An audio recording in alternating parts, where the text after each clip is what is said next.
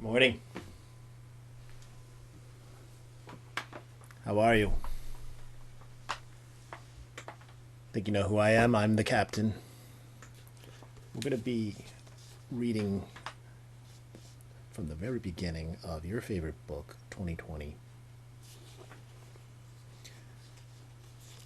Starting literally from the very beginning. There's the cover.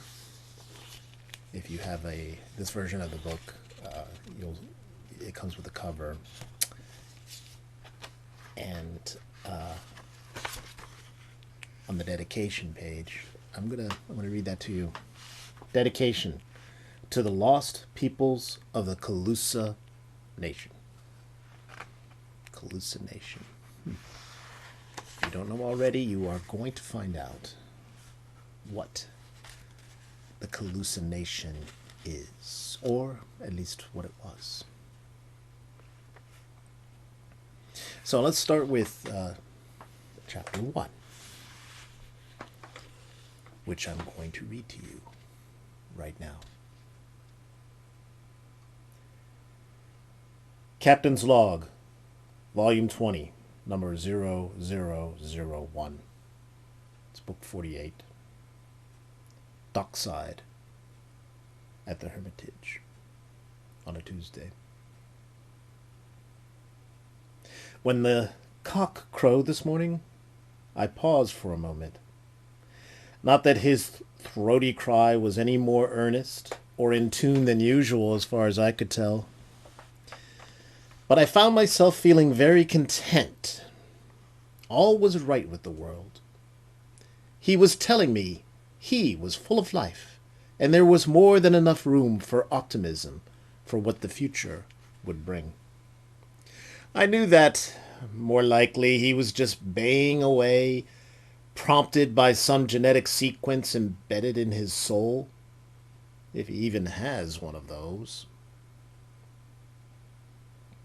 These were the thoughts that seeped into my head as I stood there, morning brew in hand, staring out at the dull glint of the morning sun making her way through the haze, reflecting softly off the water that stretched away from the dock and towards the bay, further off in the distance where Her Majesty was poised just above the horizon.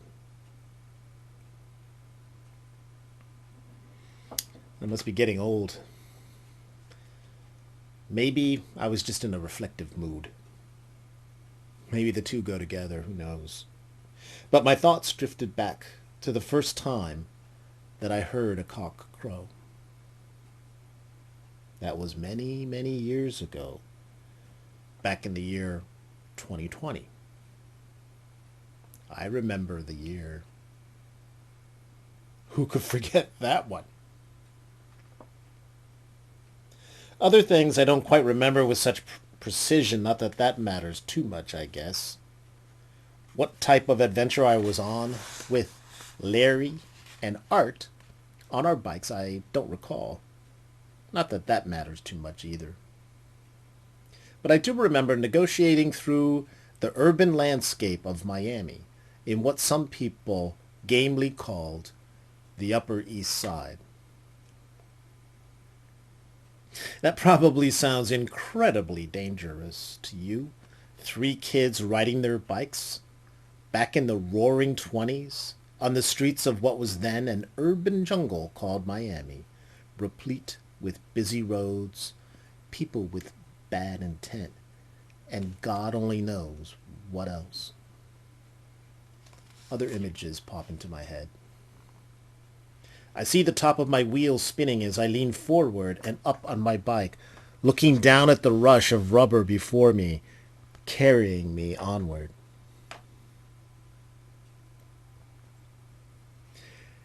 Here in the future, where I sit now at the dock, I train my mind's eye to peer deeper into the distant past, seeing things as they once were, reliving things as they once had happened, feeling what I felt as a youngster so many years ago. I see myself looking down, studying the thin line of black grime in the crevices on the inside folds of my elbow.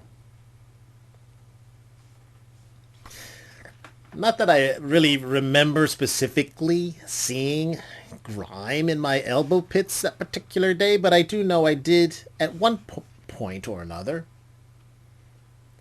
I can see that image so clearly in my mind. It's funny how memories can work that way, seeing things in such vivid detail, even so many years after the fact. Like I said, I must be getting old. Anyway, where was I?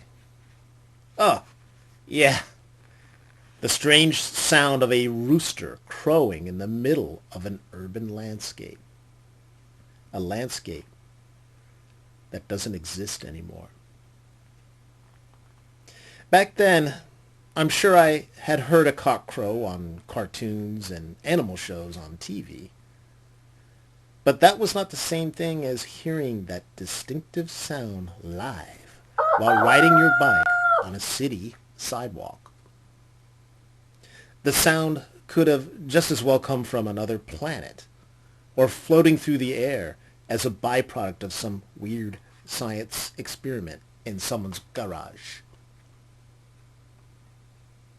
Somewhere in the midst of the concrete and cars and dingy motels was the sound of an actual barnyard animal.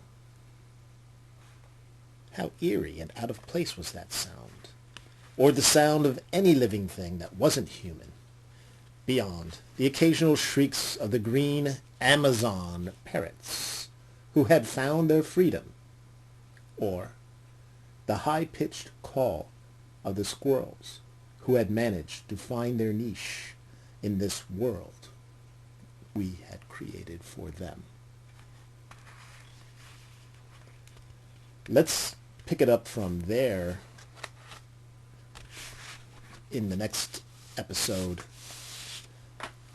If you would like to just continue reading or listening to me read the chapter 1, then please just go to the playlist on YouTube and click over on scenes, the scene starting with scene B. We're on scenes A and B of chapter 1. I know that sounds complicated, but that's how we are organizing things. So if you wanna cut over to the next scenes, then please feel free to do so. You can come back later if you'd like to hear the commentary regarding what you've heard so far in the first few parts of the book. And I certainly won't be offended. So let's see. Let's explore a little further into this nonsense about roosters crowing, sun rising over a misty dock, all these images, some of which you see here around me. Let's take a little closer look, shall we? Just taking a look at some of the manuals. This one is from 2021. It is, well, I call them the manuals. These are the Harrison. It's also known as the Harrison Chronicles. Here's the one for 2020. And I'm looking through here and I see that a lot of people were glad to see 2020 end. It was a difficult year for many people for many different reasons. And for me, looking back at this from the future, I have to be honest with you, and if you've read the book 2020, yeah, the book, not the year, then you already know that from our perspective in the future, 2020, it by itself, that year, was not a particularly well, it stands out in our minds because it marks a certain period of time when things had changed, or really things had already changed. We were not quite cognizant of it. But the year itself, 2020, ushered in a new decade, a decade when we came to realize, we came face to face with what we had done to the environment and to ourselves and to our planet, and that we were beginning to reap what we had sown. That may sound kind of dire, and I don't want to alarm you, but those of you that thought that 2020 was over and that's out, and now, whew, thank God, we made it to the next year, and now things will be different. The fact is, they are not. You have challenges if you're viewing this now after 2020 and beginning the new decade, the new year 2021, the new decade. Then you may still feel like you're hopeful that things will change, but they will. They will change, just not right now. You are going to go through some things, and you're going to have to adjust. So, is that reason for optimism? I seem to recall when I'm reading that last entry that I just read to you, that my take on things when I'm listening to the rooster crow in the morning, I interpret it as him being optimistic. He's optimistic. A new day is dawning. He's full of life. He's full of expectations. And we are looking at that world with him, with optimism, or not. I myself am somewhat of an optimist.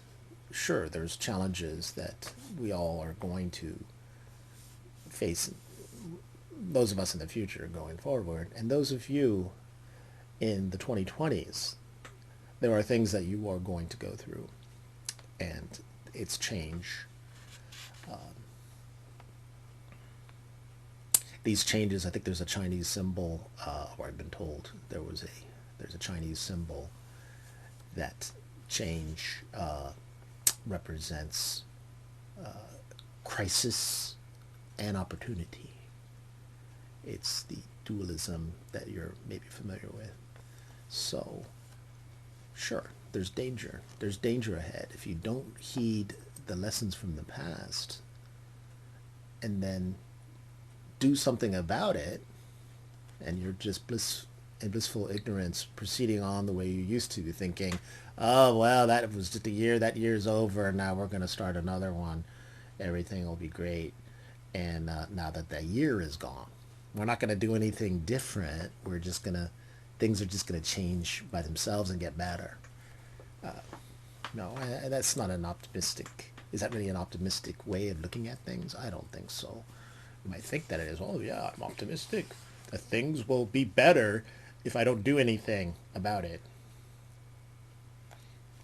Okay, so how can I convince you that things will be there is a reason for optimism in such a world as this?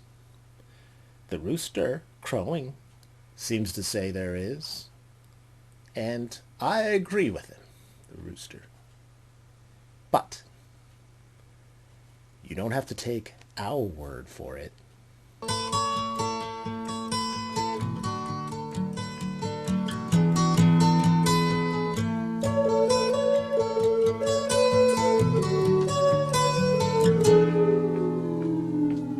Here comes the sun. Doo-doo-doo.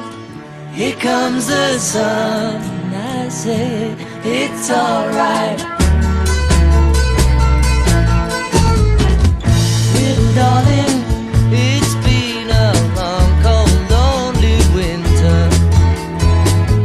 Little darling, it feels like years since it's been here.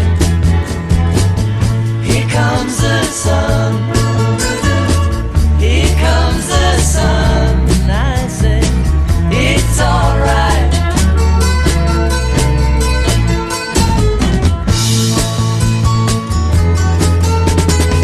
Okay, I know what you're thinking. You're thinking, oh, why'd you stop the music? I love that song.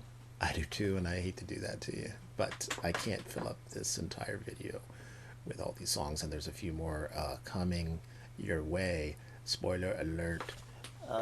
You're going to see some of them on that screen right there. So maybe you should avert your eyes, but not your ears, because we're going to move on from there. Okay, here comes the sun. George Harrison wrote that song, and I have some information I want to share with you about it because it's emblematic of this idea of the sun rising and opportunities becoming available, being optimistic about a new day, about the world, perhaps. So let me give you a little bit of information about the song itself. George Harrison wrote it. When he wrote it, it was in the garden of Eric Clapton. I don't know if you knew that, but they were friends. And George Harrison was in Eric Clapton's garden. George had just he was in a series of business meetings, and he wasn't that happy. He was kind of bummed out because the business manager for the Beatles had passed away, and he had to deal with these things. And he wasn't really into it. So he's in the garden with Eric Clapton. You can imagine him. He's there with one of Eric Clapton's acoustic guitars. And here you have these two giants of music strolling through a garden. The sun's coming out, and all of a sudden these words started coming out of George, and the music started coming out of him because he had his guitar there with him. Let me read to you a quote from Eric Clapton going back to the time that this all happened. He said, "It was one of those beautiful spring mornings. I think it was April. We were just walking around the garden with our guitars. I don't do that, you know." This is what George brought to the situation. He was just a magical guy. I sat down at the bottom of the garden, looking out, and the sun was shining. It was a beautiful morning, and he began to sing the opening lines, and I just watched this thing come to life. Wow, that's such a it's such an interesting story. It's so poignant. Then later on, Tom Petty, who you may have heard of before, he was a good friend of George Harrison, and if you remember, he was part of the Traveling Wilburys. They both were. But this is what Tom Petty had to say about this particular song. "No piece of music can make you feel better than this. It's such an optimistic song with that little bit of ache in it that makes the happiness mean even more." That's what Tom Petty had to say. It's sort of like a bittersweet thing.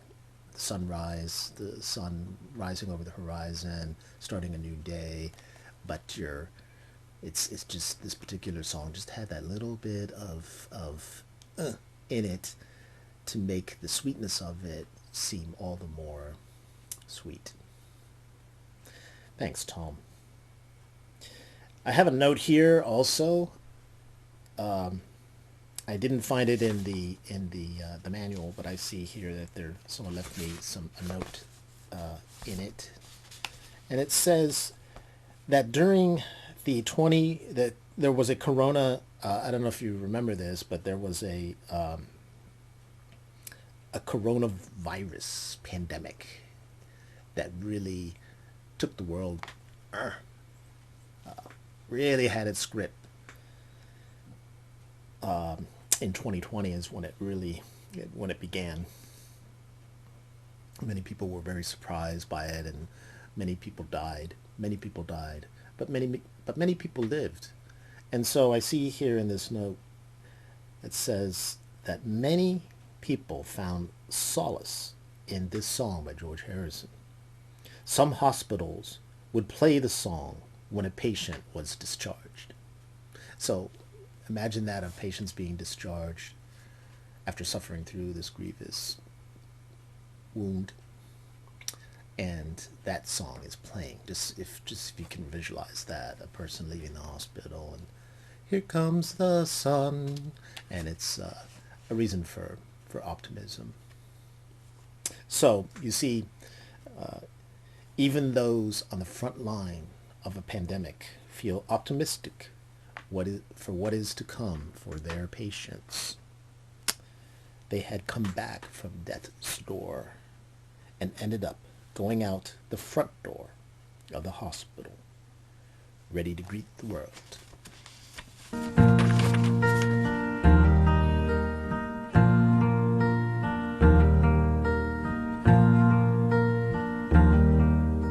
Sunshine on my shoulders makes me happy.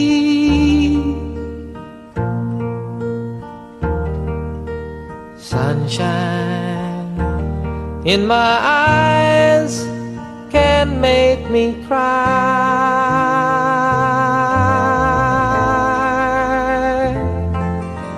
Sunshine on the water looks so lovely.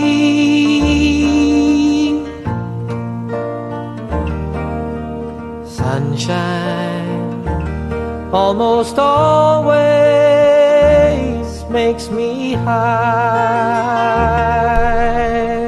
Yeah, another beautiful song, and I'm sorry again that I cut it short. You can, if you are in the mood, if you so wish, you can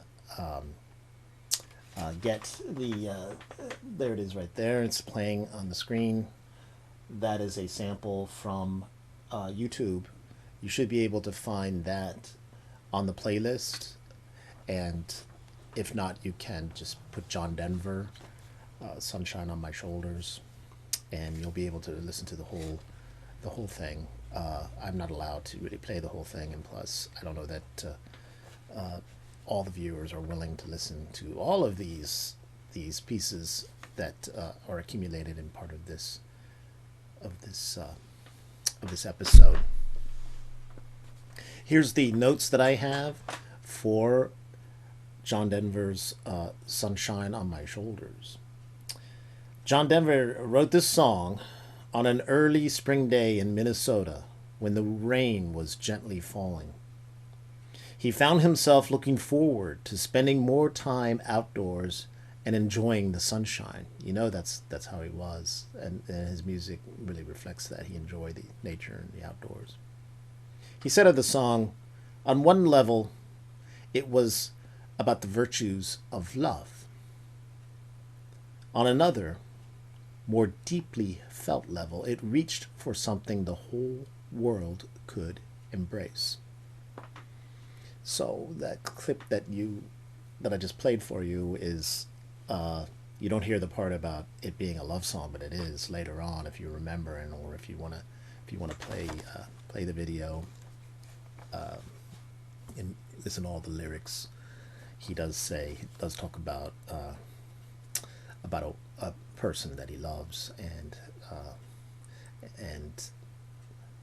the role of sunshine, and how that impacts his feelings of love towards that particular person. But like you said, it on a deeper level, he wants to present you as something that the whole world can embrace.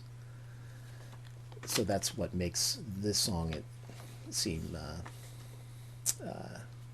it's another entry into the pop culture and the view of sunrises, optimism, really soaring music by John Denver. Had a beautiful singing voice. I'm sure you would agree. But like the man said, a sunrise is symbolic of new beginnings for things the whole world can embrace. Many things, but especially new love.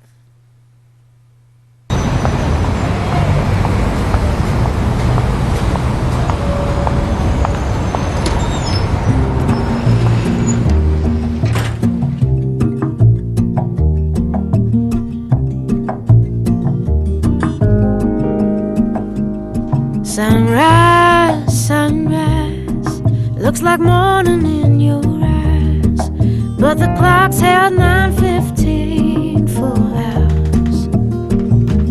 That's a beautiful song by Norah Jones, and she comes quite a bit after John Denver. A little more contemporary, but still the imagery and the symbolism of a sunrise is important in our pop culture here in America and elsewhere throughout the world, no doubt. So I have some notes here about Norah Jones. Again, I'm sorry to interrupt such a beautiful song, but you can again look at the playlist and tune in and hear the rest of the song. It's there's the clip. It's on YouTube. You can go to the information below and link over to it, or just Google it, or you can Google it or go on YouTube and put in Norah Jones Sunrise. So the information I have about it, the song was actually not written by Norah Jones. She had input into some of the arrangement, I guess you would call it. Her bassist, Lee Alexander, who began to learn poetry, is the one who actually came up with the lyrics. And when you listen to the lyrics, it seems like when you listen to it, what do they mean? What is the meaning of it? I don't want to tell you exactly what Norah Jones's take on that is. I think it's better for you to just judge for yourself, or not judge, but interpret it for yourself. And it seems as though at least some of the commentary that I've seen, that although while Norah Jones and her songwriters express melancholy for the dawn of new love that seems destined not to last, there are others that take a more hopeful, if not also nostalgic, view of two people growing into adulthood and then into each other.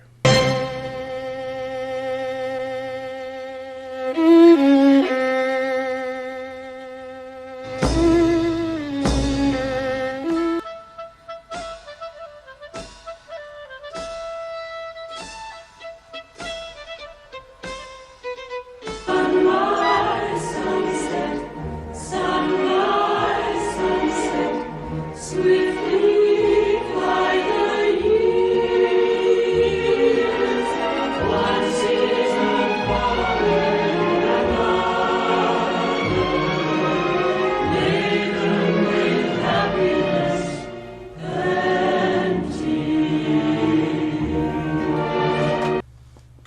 great movie, and one that does have some significance for those of you that have read 2020 and the part about that thing up there. More on that later, no doubt. We're going to have a whole segment devoted to hats. What is that? What kind of hat is that? But that's where that's where the imagery for the hat can be found. My mom told me about that. What this reminded her of the character in Fiddler on the Roof.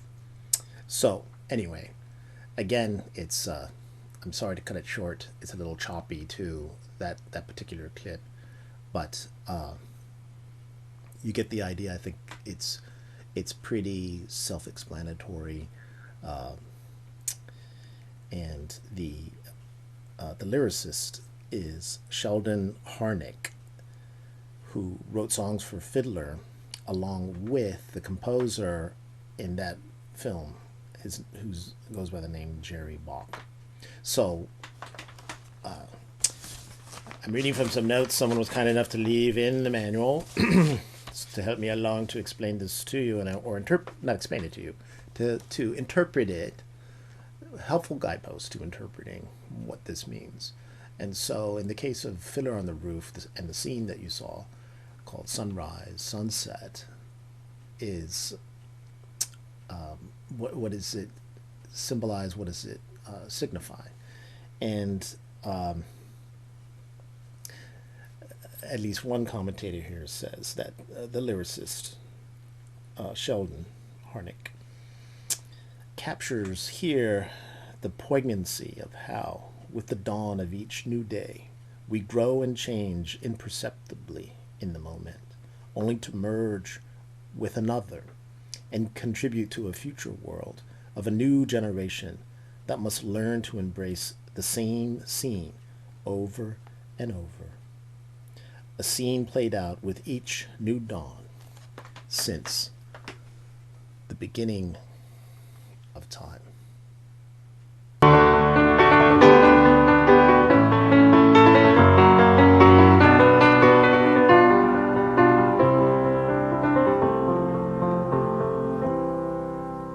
Morning has broken like the first morning. Blackbird has spoken like the first bird. Praise for the singing, praise for the morning, praise for them springing fresh from the wind.